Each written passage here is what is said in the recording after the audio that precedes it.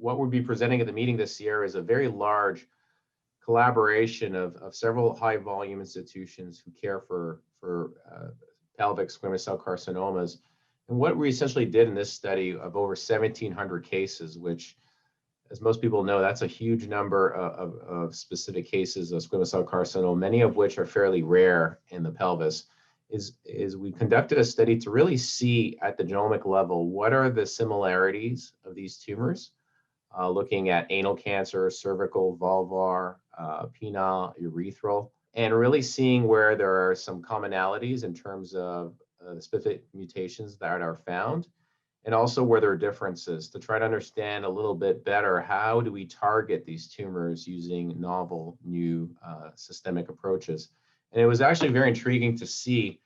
many of these cancers had similarities, such as penile, for example, had similarities to cervical cancer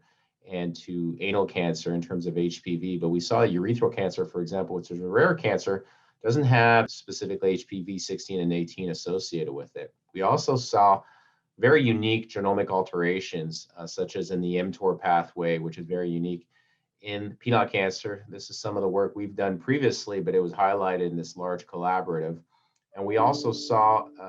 very unique specific mutations pertaining to tumor mutational burden and PD-L1 status in a number of these cancers. And what's really important about that is it really highlights that immunotherapies are really a novel and emerging class of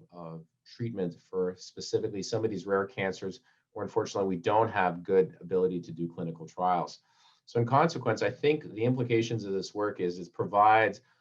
really, I think, some of the early and pivotal work to understand the genomic alterations and actual mutations specific to these cancers. And what we plan to do from this work next is to hopefully do some smaller clinical trials using some of these compounds and specifically targeting these pathways to really help ultimately improve the care of our patients in the months and years to come.